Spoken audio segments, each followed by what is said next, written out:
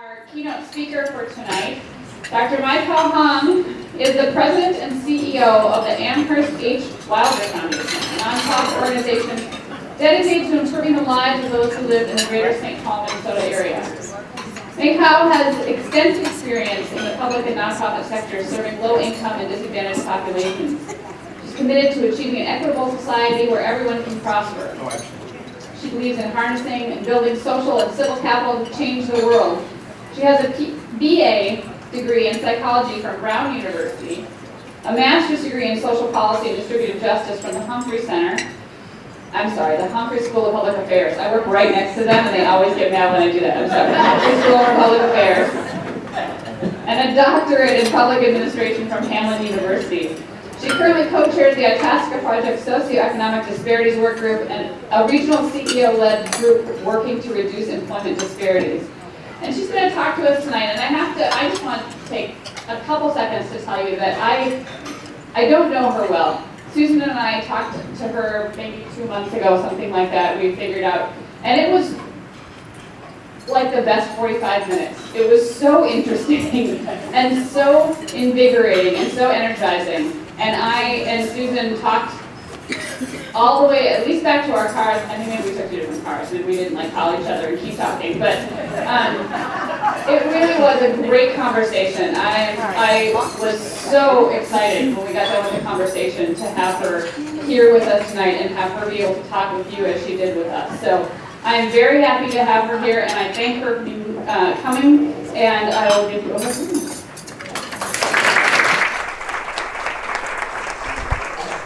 Thank you. Thank you so much for inviting me. I'm too short to actually be behind. So, like I do in my career, I just, asked for what I needed, right, and changed it up. So I'm going to actually be standing here. This is a picture of me. I'm sorry it's not so clear. It says, future president and CEO of the Amherst H. Wilder Foundation. And this was me when I was living in a refugee camp. I lived in a refugee camp for a year. I was actually born in Laos. And my family, along with just thousands of other Hmong people, when the US pulled out of the Vietnam conflict in Laos, the communists basically just chased us down and tried to kill every person that had helped the Americans. And so there I was, future president of the Wilder Foundation, sitting in Ban Nam Nhao refugee camp in 1976. And I'm going to leave that up because I have a long introduction, but my introduction is actually part of why I'm here talking to you tonight. Because going from this to this was not an accident. It was because of many organizations like the League of Women Voters, the Wilder Foundation, churches all over America. I couldn't have survived, and I couldn't have imagined that I would become an American, and that I would have the right to vote, and that I would have, as a female growing up in this generation, the opportunity to become the first female who would be president of an organization that has been around for 110 years. I'm president number 6 of the Wilder Foundation. And so, I ran around the first year trying to figure out how I could inspire people. And what I didn't understand then that I understand now is I don't need to do much because my presence is inspiring. Such a hard lesson. It's inspiring when we see people in the community reflected back to us the work that we do. And I am a reflection of the work you do, and I want to thank you for inviting me to talk about this topic, because not only am I a student of government and have a doctorate in it, I believe that the only way that we can change the world is by supporting organizations like the League of Women Voters, the Wilder Foundation, and other institutions that, regardless of status, regardless of background, we sit there right in the center. We model what we believe to contribute and create a society where all people can go from this to this, okay? Don't we live in an amazing country? Yeah, okay. So I understand from reviewing your materials that innovation and inclusion is your topic, and this is the topic of the conference, and this is what I'm here to talk about, because we have some really important things going on in the community and all over America. And I want to ensure that the League of Women Voters continues to be here for the next decades of change, okay? So the Americans that are coming here look like this. So I'm here and I want you all to know that there is no reason to be afraid of people who look like this. Because at the age of 12, when I became a naturalized citizen, the mantle of citizenship and responsibility fell on my shoulders. I believe that when we create laws, and we, the public, all of us, have placed our trust in government, but that when those laws are inconsistently applied, unjustly enforced, they no longer represent what we really believe. And that's why the League of Women Voters is so important. So here's what I've never really understood about America. And I don't know if you understand it as well or not. We are a country of displaced people. Displaced people. Count the generations. I'm generation number 1. I was born in Laos, came to the US, became a naturalized citizen. How many generations ago was it for your family? Now, when we came to the US, multiple generations of us, we displaced the people who lived here. We did some terrible things to other people that we brought over as slaves. It's our legacy, but it's our democracy to fix, and it's ours to recreate.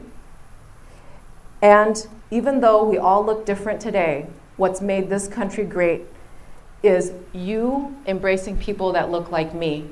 2 mothers in Milwaukee, Wisconsin believed that they should save Southeast Asian refugee kids because of all the terrible things happening in the Vietnam War.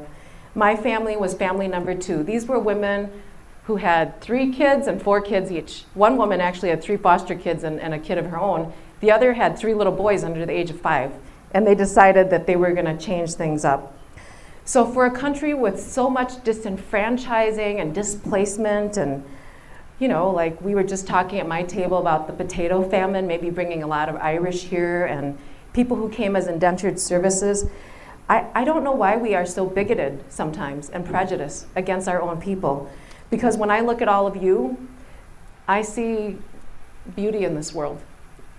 I see that until 50 years ago, women in this country and people of color in this country were not enabled the full rights of citizenship to vote. We did that as a country. So this evening, I'm here to tell you, the League of Women Voters has never been more important than it is today. Because look at what's happening all over the world in the country. So, you know what? I thought I would share with you an image that I hold in my head when things get really hard and when I really don't understand the Norwegian 3-generation, view, okay? Because I have the Hmong refugee view, growing up poor in St. Paul and all these other things. My husband and I are first generation, and we were first generation college students, and when we got married, we didn't have much, and we lived on the east side of St. Paul in a poor neighborhood. It was hard. It was hard. One day my husband left his car in the alley. This was a neighborhood that was transitioning from white European Americans to African American and Asians, okay? So he left his Honda Accord in the alley, and then he came out of our apartment to find that someone had dumped urine and poop on it. Now, it was normal also in my neighborhood to find broken windows. We were Asian and we were living in this multicultural neighborhood. I'm sure some people didn't like us. There were people of many different races coming in, and there was a lot of harassment. There was a lot of racial harassment of us, and people didn't know who we were, but they didn't like us. And then one night, my husband used his hands to stop the flow of blood of a man who had just been stabbed next door. And we were both in our 20s. He'd actually been stabbed in the stomach by his wife. And the struggles, I tell you, in this neighborhood seemed endless and unsurmountable. And then one day when I was doing the dishes, because this is the image I hold in my head when I don't understand the Norwegians or the Germans or the Italians or whatever it might be, I saw something doing the dishes with my infant son, you know, just in a bassinet somewhere that really made my heart stop. So I'll tell you what it was, because the tears just kept coming down my face. In the alley behind our apartment complex in St. Paul, I saw the backs of two little girls with their skirts fluttering in the wind. One was black and the other was Asian. And they were both about 7 years old, and they were holding hands, keeping each other safe, walking across the shards of glass in the alley. Each was helping the other to get to safety. And in that moment, I saw a flash of the beauty that is the unconditional love that can be present in humankind and compassion that we have each other before we destroy it. With all the structural inequality and the racism and hatred and all these things that happen, the future and the image of the future in these kids was so present in my mind that it erased the pessimism and hatred that had started to plant itself in my heart about people who were black, about people who are white, about people who are different from me. So advancing inclusion, diversity, and equity when it's hard for us to change is like that. It's beautiful, but it's hard because it has to start with us. Because the seed of hatred in my heart had no reason to be there. And holding hands with all of you across the generations, across race and class and ethnicity and culture is what we need to do. And that's why I'm here. Because you need to hold on to your own images of growing up on a farm and being the first one to go to college, or you know, having that husband who's African American and you can't really show your love because other people can't understand why you're there, or because my husband and I have now lived in the US for 30 some years, we have biracial, bicultural nieces and nephews. Who am I gonna love less? Who am I gonna love more? And why do I even have to ask that question of myself? I know it's hard to change as the League of Women Voters to include these new people like me, but there's no reason for us to be afraid. In fact, when we start transforming to change the status quo, we become a better country, and that's really what we've all been about. So we have to challenge ourselves, because innovation doesn't come without risk, and it doesn't come about the way we want it to, and it doesn't come without making a whole lot of mistakes. And it doesn't come when you agree all the time either. Did the Reverend Dr. Martin Luther King go out and say, hey, you all people, can you agree with me so we can create a movement? No, I don't think so. That's not what the League of Women Voters was about either. It's about being concrete about the transformation you want to see that goes up against the status quo and throwing every single force that you possibly can behind it. That's what Minnesota has to look like to be inclusive. And that's what we need to ask of ourselves, because we're too quick to judge people who look different from us. And that's why we have Ferguson, that's why we have Baltimore, that's why we have all these horrible things happening across the country. So let me tell you a little bit about the organization I lead, because the organization I lead has a lot to do with why I'm coming out here and talking to you. The Wilder Foundation has stood strong in the East Metro community for about 110 years, and for all of that time, dedicated itself to improving the condition and the lives of others, and also building the capacity of our community to solve its own problems through social and civic engagement, and doing it all without regard to background.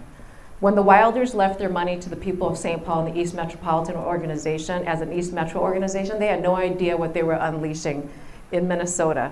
Today, we're an organization that has local presence and national prominence because of our capacity building work. And it's not because we go out there and tell people to do stuff, it's because of the kind of information we put out there. So let me give you a few statistics. Every 2.5 miles in the city of St. Paul, there is a Wilder staff person or volunteer that is delivering a critical human service. Every year we partner with about 270 organizations to build their capacity through research, community organizing, and leadership development. I saw a Shannon Leadership graduate in the elevator. How many of you have heard of the Shannon Leadership Program? How many of you participated in it? Yep. So the Shannon is statewide and nationwide and also local. And I work in an organization whose founder said, you will serve all people. You will not discriminate on the basis of gender, race, religion, and all these things in 1906. So all the Wilder presidents have always stood for equity, championing inclusion for all people. So this is a tall order for someone like me, because I have to get all my 400 staff and 1,600 volunteers. Next year it'll be 2,200 volunteers to believe in our mission, because diversity is part of our mission, right? So I thought, because I was going to school at Hamlin, hey, I could study race and representation in government, because that's something that's really relevant to our work at Wilder, to the community, and to organizations like the League of Women Voters. But I decided to study not people of color, because so many people in academia study people of color. It's like they keep studying people of color as if they have all the solutions. Well, they don't. I believe that white people have a lot of the solution, because slavery didn't end by itself. People who are white were the people in power. Not every white person is the same. Just as I reject that when people see me, they think all Asian people are alike, I think white people reject that all white people are the same. Are you Polish? Are you Italian? Are you, third generation working on a farm, Norwegian? I mean, these are all very important things. So I decided to study race and representation in government and how we could change. Why do white people actually champion racial equity? Why do they care about people like me? How does that work? So I found out some really interesting things. I found out that by and large, and I'm going to go through some definitions here, and then it's going to lead up to the rest of my information. So if you're following here, we're in the introduction and some stories. I thought I'd make it really simple for people. And then I'll tell you about what we're learning at Wilder, okay? So here's what I learned about being white in America. And you may believe this or you may not believe it, but this is what the research says, okay? Because this is what my doctorate said. And since I actually successfully defend it, it must have been at least somewhat legitimate. But you don't have to agree with everything, okay? So here's what I learned about white people, because the most different from me is actually someone who is racially different, right? Like people like you, because I don't think I see any other Asian people in here, okay? And people who are African American, but I thought, well, there are way more white people in Minnesota. Let me study that. So what I found out is that white is a socially defined category. It's constructed by us. And all that really means is that people who have light skin color, but where there are structural advantages, privilege, invisibility, and the norm of society is expressed, which means white people are the status quo. They feel that, and they don't have to think about being white. And this is something I'm just going to share with you. When I'm walking around, I don't actually think of myself as Asian. The only time I think of myself as Asian is when I'm not served or someone makes a terrible comment. Like when I turned 40 a few years ago, I went to Crave at the Mall of America to have dinner with my sisters, and I was actually not seated. And then it took there were 5 other groups that were seated before us. Now I wasn't wearing a suit like this, but I just wasn't served. That's when I feel racially different. But if you're white, you don't necessarily have some of those experiences because you're the norm in society. But the really important thing here is being white is socially constructed, which means that, I hate to say this, but penguins have more genetic variation than we do. We made this race stuff up, just saying. Okay. I also learned some really important things about white culture, okay? From the literature review, it seems like, there's really no way to separate how you're treated as a white person and the institutions that you're a part of, because they're mutually reinforcing dynamics. It means that, you didn't create the laws that are present today, necessarily. Maybe some of you did, but we live with the legacies of the past, which means, so the Constitution as it was written disenfranchised women, unlanded people, and people of color, and it's particularly African Americans. That's a legacy we had to live with. We had to pass laws to undo that, and we still need to do some of that because we have such a long history of doing this. So, there are advantages being tied to being white. So like, I'll tell you one, because I'm still in the stories and other, because I just can't believe that this still happens in America. I love camping, and I've been camping with my kids. I have 4 children, and when they were no more than babies and preschoolers, my sisters and I went with their babies and went camping down at Whitewater State Park, beautiful park. Well, we couldn't get access to the public shower. Yes, the camp host and the supervisor on site in a public entity told us that we were illegally showering. I was told to take my babies to the Whitewater River or the pump to go give them a bath. This is a real conversation that I'm having in front of my children with this white camp host and the supervisor on site. And they think this is perfectly okay because there is a sign that says, registered campers only. So I was a registered camper. I was at a group site, not a water and electric site, but I had actually on the reservation line asked if this would be okay, and everybody had said yes. And when it came right down to it, because then I became the angry Asian woman, right? Which I didn't want to be, but my sister is way worse than I am, so I think I was tempered compared to her. She works in corporate America, and she's quite a force. But I said, you know what, you're being racist because you are wanting me to pay for another site when any camper who is white could walk in here and go shower. And finally the staff admitted it was because we were Asian that they wouldn't allow us to shower. Yes, so laws, when they are inconsistently applied because of your skin color, are racist. It does happen. But when I tell my white friends this story, it's so hard for them to actually say, wow, I can't even imagine what that's like. Because when you're a white person, you live in a category called unracialized.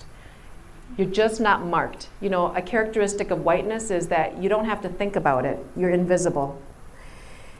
So, I worked at Ramsey County Human Services as the Director of Adult Services for 5 years, and my boss there was a white guy. And one day I was talking about how I was experiencing prejudice in the workplace, not just because of race sometimes because I was female in a leadership role, in a top leadership role, but he really didn't get it, and I was very mad at him. And then I had to take a step backwards and say, oh my gosh, if being racialized and socialized into being white is as strong as I'm being socialized to be Asian, to think of myself as less than competent, or as socialized as a female to not be competitive or want these things, then socialization of people to enforce being white to not see difference must be so strong.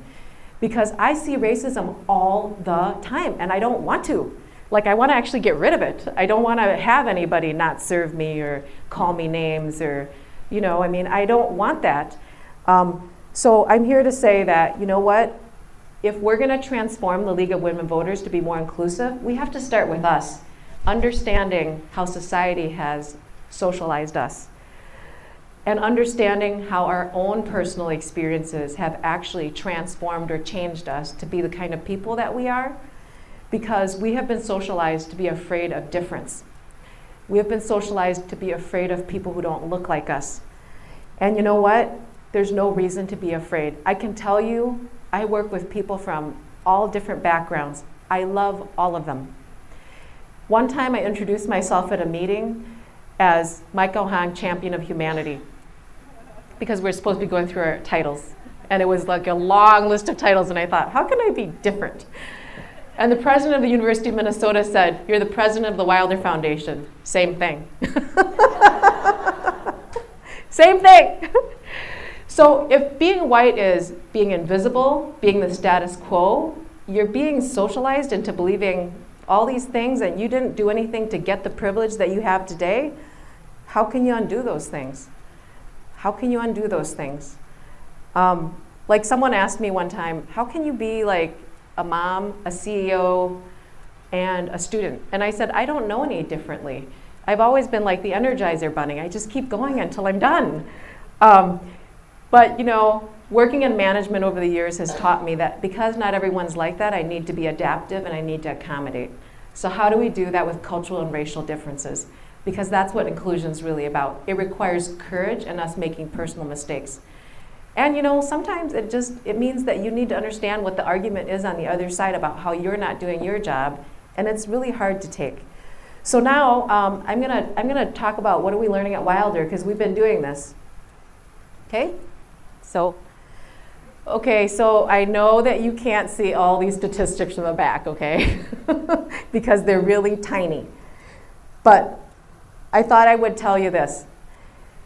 There can be no change without measurement. There can be no change without a goal. We have a business plan at Wilder, and it's not like really like in 2 years we're going to have this many number of people or young people or whatever it might be. This is a dashboard that we keep on who are we recruiting into the foundation. Like who's actually applying and who are we reaching out to, who's getting interviews, who is actually getting hired, and then who's actually getting promoted. And we do this for underrepresented groups, which means we're still doing it for women. We are still counting the number of women who get promoted into supervisory and management positions because they don't get promoted as frequently as men do, okay? And then we keep statistics on who are we serving. How do they look like? Are they people of color? Are they white people? Are they low-income people? A lot of statistics. And then we have a measurement of training and development, which is we believe that the more employees, for you, for example, with the League of Women Voters, the more you are engaged in your own self-directed learning, the better off you're going to be. Because I've never seen anybody actually become more racially or culturally conscious sitting at home by themselves. Has anybody learned anything sitting at home by themselves? Maybe now because the internet is just so prevalent, but I've never had that happen. So we measure how much training and development people are voluntarily signing up for. Sometimes it's just them self-reporting. But we figure we have a better chance at people becoming more culturally competent if they're exposing themselves. Or in other ways, they are disrupting their personal peace in order to make change. Because if you only live inside your comfort zone, you're not changing.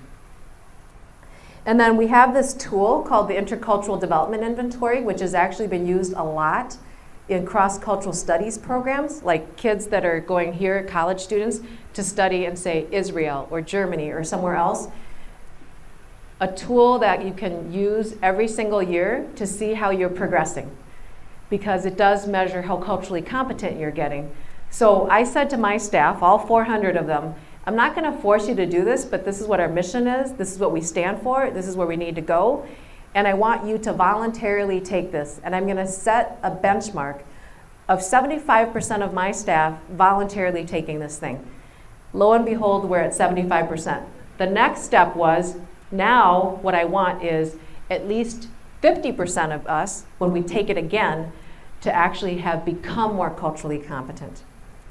Okay, and so these bars are very tiny, but I can tell you that every single year we've moved people up. Our benchmark of 50% of our staff moving up, we're at 48% now, which is really good in the top 2 scales. And it's a cheap tool. It's like $20 to take. You do need a qualified administrator, but because we're a nonprofit and we don't have a lot of money, we actually trained some of our staff to be qualified administrators, and they're actually doing it on their own. So we've gotten better, and we're actually making better decisions because the community is telling us that we are, and more people who are different from us are wanting to work with us. So we started out, I've been at Wilder for 7 years, introduced this tool 7 years ago. We have increased our racial representation by 1% a year. We're now 40% people of color at Wilder Foundation, which to me is really amazing. And in case you're wondering, well, why is this such an emphasis? If you have looked at the demographics of Minnesota lately, nearly 100% of the growth of the working age population in the future will be people of color. They will not be people who look like you. And it's not just the metro area. It's all over the state of Minnesota, okay? Next. Oop, she went backwards. You know, the other thing that I thought might be helpful to share with you, so I'm sharing lessons that we've learned at Wilder. is that we actually have a framework for engagement of our staff and the community overall. And you can see in the center, you can't see it very well, in the center of this framework is actually our mission. So if you go back to what the League's mission is about, I think that you would find something somewhat similar to our mission. But because everybody should be understanding what the mission is, it makes the argument about why we need to do this and why we don't need to do this completely go away. What is your organization about? Our organization is about serving and being here for all people regardless of background, and ensuring that we live in a society where everyone can prosper and have their needs met. So the board of directors, the CEO, which is my role, I'm the third circle up. Our formal and informal leaders, which also means our volunteers, people who don't have formal authority in the organization have a role. All of our employees have a role, and their role is engage, educate, learn, and advocate. Sounds very similar to what you do, actually. And then why are we doing this? So that we can have a better community. So everything from mission to the community is staff, volunteers, and all others. And this helps guide our organization to actually consistently be looking at this as a framework, a driver, and being goal-oriented. Okay, next. Oh, go back to the, yeah. So how many people are confused about how to define inclusion? Raise your hand. It's okay, not everybody can define it. Okay, how many people are confused about how to define diversity? Okay. How many people are confused about how to define race or racism? Okay, all right. Well, we found out that at our organization that we weren't using the same language, and that because there's so much terminology out there about how to look at this, that everybody was confusing everybody else. So we adopted the intercultural development inventory so that we could use the same language, because not using the same language is also a resistance strategy. So when change gets hard, we go back to redefining. Anybody do that? Redefine process? Yeah, it's a resistance strategy. But you can pick the language you want for the League. The important thing is to pick something so that you can all talk about what you believe in, and then that's fine. You can adopt the language from the intercultural development inventory, which is what we've done. You can adopt different language.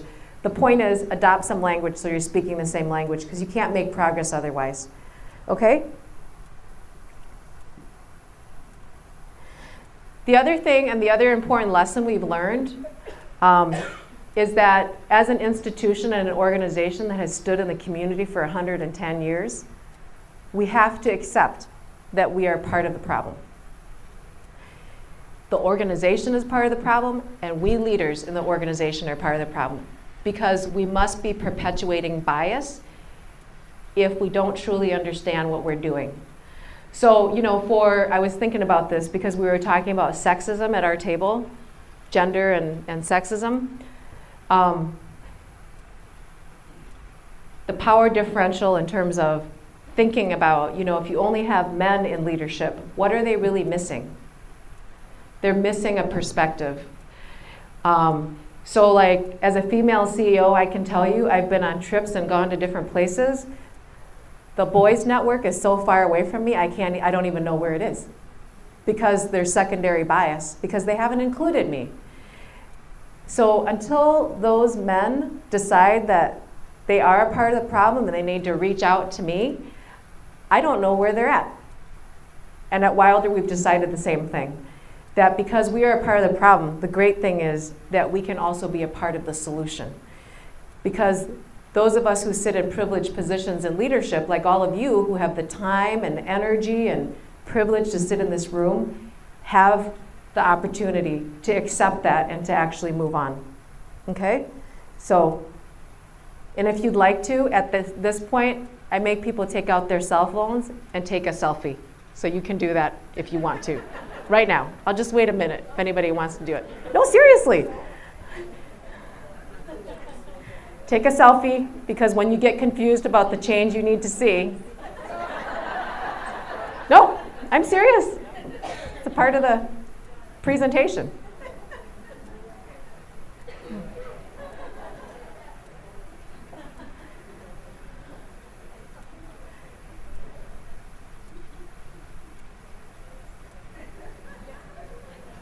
Great. Good. All right, let's give these guys a hand. I used to hand out Wilder mirrors, but they kept breaking. I didn't want it to be bad luck. The other thing that we've done is, it's like the civil rights movement, okay? Nobody had to agree with anybody else. I mean, you basically had to agree that this was the right thing to do, and then you mobilized people. That's what I'm suggesting for inclusion work, okay? Make the efforts voluntary and organic. Go with where the energy is. I mean, if you have a league chapter that's really excited about this, go there. Nobody said you had to change overnight. No one said you had to change your members overnight. Nobody said you had to attract all the young women and people of color in Woodbury where I live that Catherine has to work on, It's okay. Because you know what, when you become more inclusive, it feels better to people. And then they just start coming on their own. I am amazed at what is happening now at Wilder. The most talented clinicians of color who speak multiple languages are wanting to work at Wilder. I want to jump up and joy every single day. Because you know what, I'm not having to do a lot of recruiting. They're just coming. Because when you harness the energy of the community and you get it right and you start being inclusive and you make it voluntary organic, people get excited because they can work on the things they want to work on. And then you just do more good work in the community. So don't try to be so orchestrated. It's okay to just go with where the energy is. Okay, next. So here's a really wild thing that we did at Wilder. Okay, no play on words, Wilder. We actually had this terrible thing happen about, 7 years ago, 6.5 years ago at Wilder. We were getting ready to do massive layoffs. So we were literally going to reshape the organization, restructure it. Wilder goes through these, I call them unduplicating exercises. When other nonprofits take on the work that we're doing, we actually stop doing it. We move to a new problem. That's what we were doing. And we were going to actually, because of the economy as well, lose 30% of the staff. Well, 2 days before that happened, I got this knock on my door. I was already a director then. It was I was on a conference call. What was it? Someone had put a hate letter in the mailboxes of all the Asian employees on the floor. And it was a secure mailroom. In other words, you had to be a staff person to actually even access the mailroom. And because so many of the mailboxes for the therapists and people who work on the second floor are hidden, that person had to know exactly where to go. And it was my director of operations coming to tell me that people were totally freaked out because of this terrible thing. And the letter was said, we need more Department of Natural Resource people to go kill Hmong people and Asians who were festering all over the place. I mean, it was really bad. So instead of stepping away, the president then, Tom Kingston, and I actually said to staff, we need your help to help us with this. And the Inclusion Action Team was born. It's a group of informal leaders inside of the organization who are very, very culturally competent and racially aware. And they're the ones who mobilized the change inside Wilder. It didn't come with any formal authority, any legal role, nothing. So you could do the same theory in the league. Who among you, in terms of membership, are the most excited about working on inclusion and diversity and growing membership? Have those people help you, okay? But don't run away from conflict. We didn't, and we've transformed our organization. But when you do, you're just not brave the way you should be, and the change doesn't come. Okay, next. The other thing we do, and this is a part of it, is me doing public speaking, is at Wilder, because we are a community organization, we have to create pressure inside and outside of the organization for us to keep changing. So my reporting to you about our efforts is about creating transparency and about saying we are committed to this, here are the challenges we've had, and we are still doing it. Because courageous action and reporting and communicating out is the only way that this is going to start happening. Left to our own devices, we can become very insular. We can become very smug about our own wins with doing certain things. And the more we create pressure inside and outside the organization, the better off we are. which means our board of directors is actually going through the same process that staff are going to. If you're on the board of Wilder Foundation, you are taking the intercultural development inventory. You are working on your cultural competency. You are being an ambassador for equity and racial equity and all these things in the community that we care about. So think about that for yourselves. Do you want to, at this convention every year, talk about how your membership has changed? Talk about the work that you're doing? Hold yourselves accountable. And have your members hold you accountable, because that's what we do with our community groups. Next. I think I talked a little bit about this one. Conflict is often thought of, especially related to race or culture, class, gender, all these things we care about and help define us, as negative. We've learned at the Wilder Foundation that if racial and cultural conflict happens, we actually embrace it. And we say, what is it that caused this? And then we get people who are far smarter than we are about racial differences and cultural differences in to support us, because we can't do it all by ourselves. And there are a whole league of experts out there who can help us do this. So instead of saying, you know what, you're out of here, you made this racial statement, whatever, because sometimes that's what it is. It's our white employees, and sometimes it's our employees of color. We say, let us walk through this together and hold hands, just like those girls in the alley, and figure out what's going on. Let us not judge these 2 people or 3 people or 5 people, and just move forward. And then we try out different solutions and we give people another chance. Okay? The other thing that we do is we actually identify and eliminate policies and practices that prevent diversity and inclusion. In other words, it's not enough to just learn about it. If you identify in your rules and practices things that are excluding whole classes of people or creating bias, then you owe it to yourselves to take another look and say, what is this doing? How do you even know that you're doing things that are eliminating whole classes of people or not creating inclusion? Here's the first clue. You keep inviting younger people, you keep inviting people of color, you keep trying to reach out to Native people, and you know what? They're not coming, and they don't want to be with you. Ask them. They will tell you what it is. Because 9 times out of 10, people don't go and actually listen to those groups and talk to them about what would happen to make it better. We keep wanting people to participate on our terms with the status quo, and then we wonder, gee, why aren't they coming back? So like at Wilder, we have done this. We actually had a wonderful win related to our GLBT employees. They came to us and they basically said, look, you know what? We are having more and more seniors and more young people come to Wilder and not be comfortable identifying as male or female. But the forms that we're using are creating a lot of bias, and it's making them uncomfortable. So we said, okay, let's connect you with management. Tell us what it is, and we will work to eliminate it. Because in the past, when they would come and they'd say, these things aren't really fitting us right, we'd say, well, yeah, but the federal government says this, or these HR forms say this, and half the time it really wasn't us. It was other people. We never explained that to people.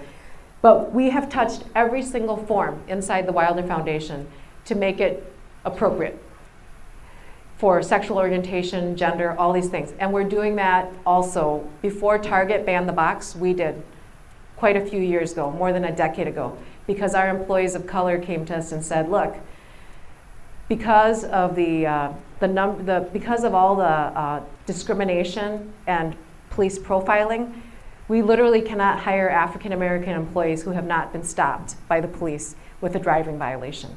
So we stopped doing that. Okay, next. And then this is my last one, and then I'll open it up to questions. And I think I have till 8 o'clock. It's 8 o'clock now, I'm sorry. I will stay here if anybody has questions for me. Here's a really important principle of inclusion for people of color, but you can apply any group to this, is we actually assume that people of color and the clients we serve are right about their life experiences. This is so hard for people. So like when I go out and tell this story about how I wasn't seated at Crave 5 times over with my sisters, Oftentimes, it's my white friends who don't believe me. Well, it was probably just poor customer service. Well, maybe it was the way you were dressed that day. Well, okay, that might have been true at Crave, maybe that one time, but I'm 43 years old, I've lived in the US for 30 some years. I have had these repeated experiences for over 30 years. If I've had them for over 30 years, do you think I'm just really getting poor customer service? Yes, because of race, I should be believed, and we often don't believe people. So, we actually incorporate our customers and the people that we're serving, our clients, community members, in decision-making processes, in the design of our programs, in informing us about public policy. The most impacted people are the people who join us in making decisions, and we are not afraid of that.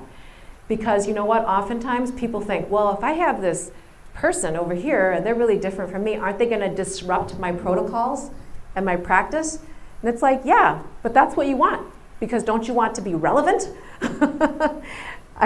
This is the one about being relevant. To be relevant, you have to understand how the world looks like from the other side. And there is no person on the planet who can truly understand what that's like other than the person who's actually lived through that experience. So I'll end with just this. The distance traveled for me from the girl in the refugee camp to here was a long, lonely road. When I go out in public and I talk to people and I don't tell them that story, most of them assume that I'm exactly like them, that I share the same values, that somehow I grew up with privilege because I have this doctorate. Nothing could be farther from the truth. And so if you only see that when I'm up here talking and I haven't told that story, we haven't done our jobs to really get to know people and the issues that impact their lives, because each of us is a unique human being. And each of us shares similarities, but we also have many differences. So one of my differences is I'm a Hmong female and a daughter-in-law, and in my clan, because the Hmong community is clan-oriented, when I go home and I have family members, and you guys have Thanksgiving dinner, maybe you have 20 people, 30 people, I have 200. I have pots that are the size of this. So sharing that with my executive assistant so she can get me out the door so I can go home to cook is really, really important. Now, it's funny, but it's not, because I'm very different than many of you who are women and have families. I'm taking care of 1,000 people that are not a part of my job, but are part of my family. And that's a stressor, which means that when you invite me to league meetings, you're competing with my 1,000 family members. So the easier you can make it for me, the more I can be engaged. So I'll leave you with that thought. But thank you so much for listening and for inviting me here. I hope you learned a lot. And I hope that you know that it's easy steps to make change. Thanks.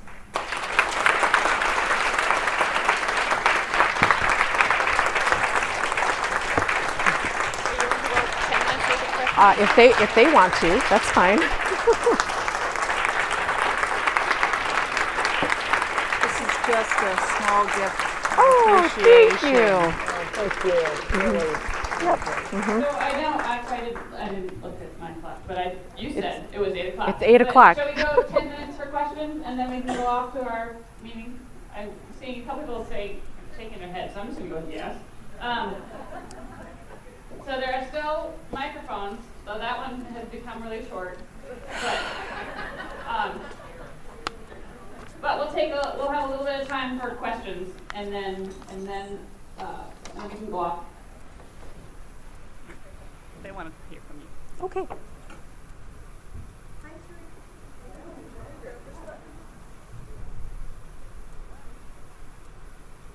I'm Terry Khalil from Detroit Lakes and the incoming state president, trying my best to fill very big shoes. I have an outstate perspective. I don't know the metro area real well, just as I suspect many in this room don't know my little town very well. Where do we start?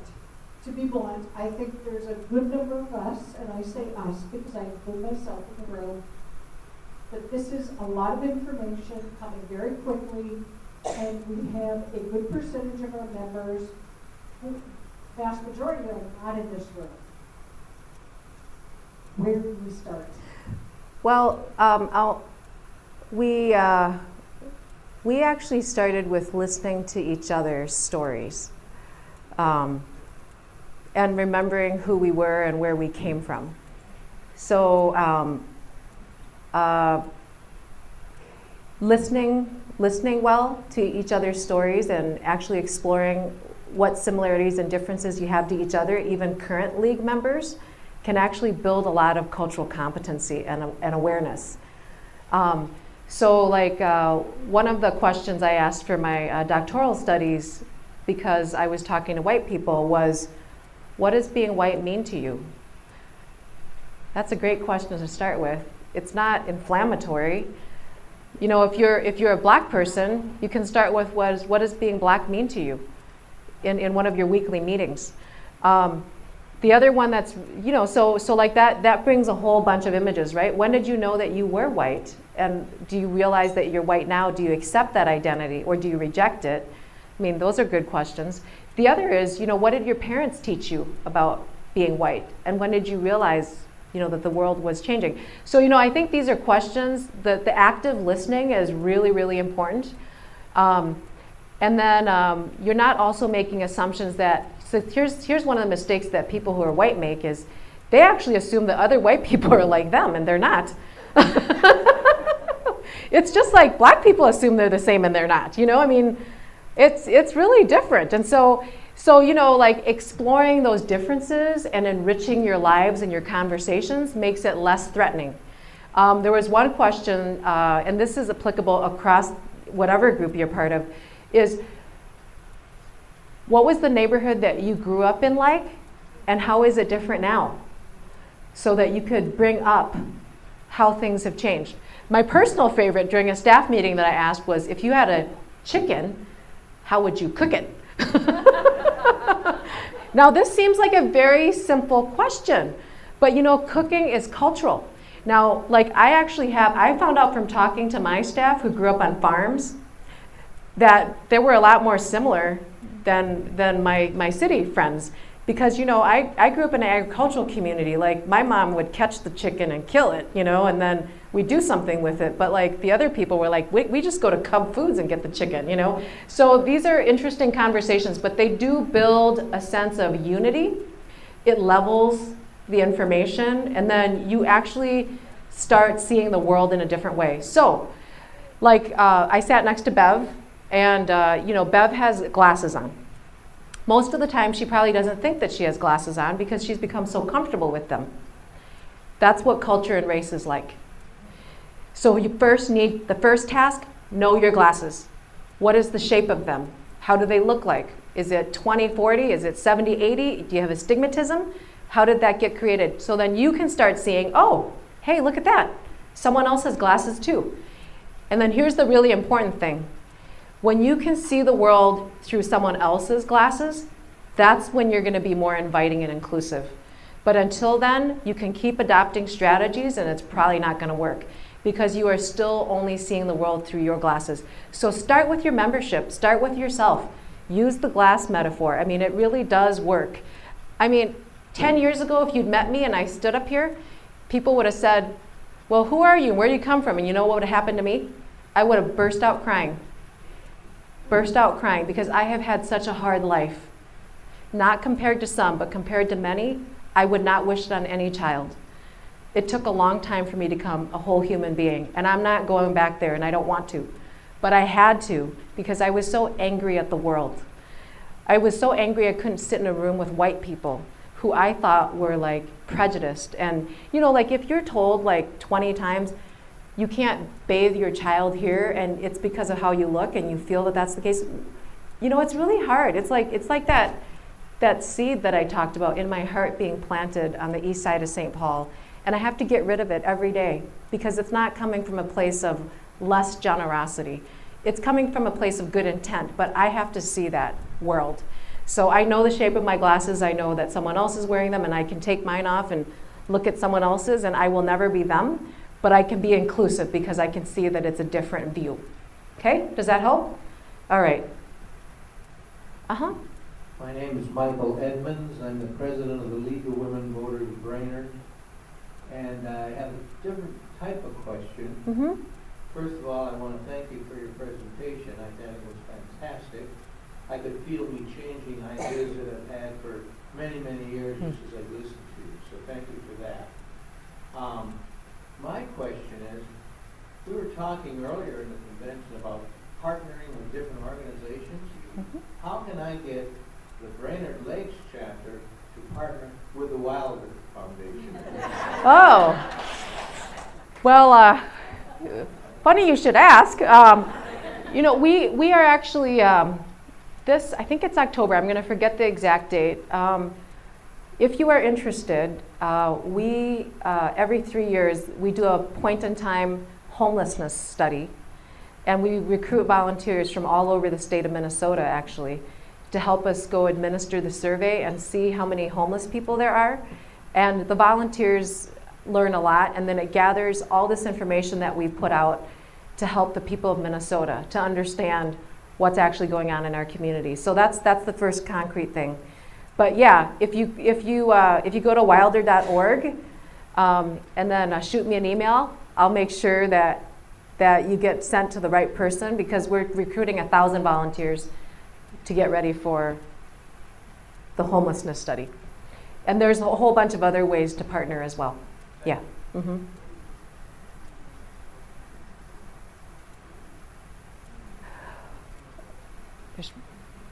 Okay, we'll take this last one.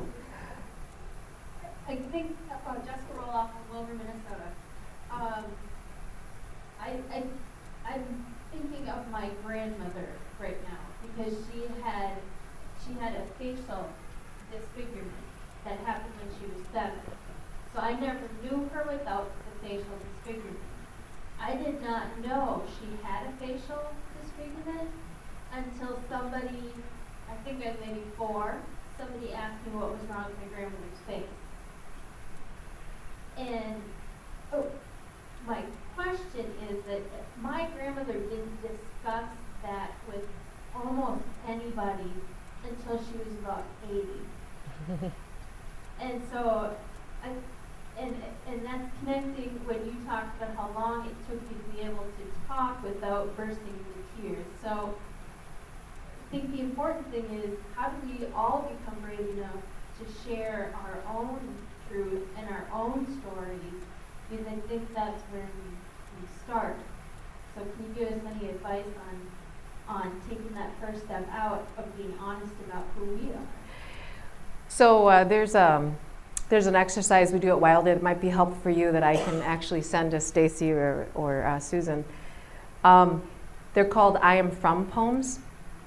So like, I am from, well, where are you from? You know, all the things that you're from. Like my I am from poem starts out in Laos. So it's like you just sit down and you share where you're from. And because it's a form of art, but it's also a form of sharing things that you don't normally share with people. Again, it's that consciousness raising. So my I am from says, I am from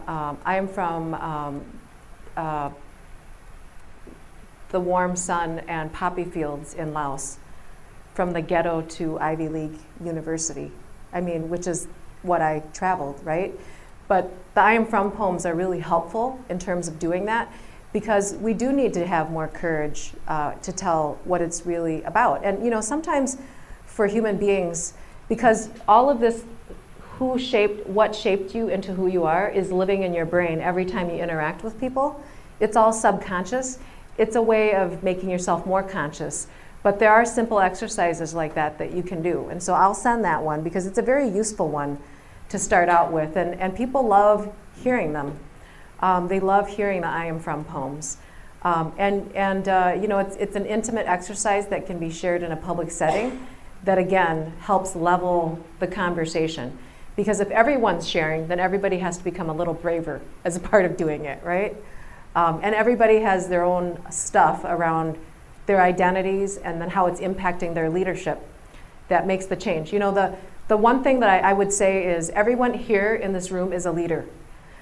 And sometimes leaders feel like they're lonely because they're doing so much and you don't even know how you can actually shape the institution. Sort of like my funny story that I told you about my first year when I didn't know how to inspire people. I kept wondering how to inspire people. And I forgot that I was already inspiring people. And that's how all of you are too. So when you take that ownership to do a little something, it actually sets off and unleashes all this energy. So hopefully that'll help you be a little braver in terms of doing it. Okay, so you guys work really hard because I understand there's a 9 o'clock caucus meeting, so we got to give you a break. Thank you so much.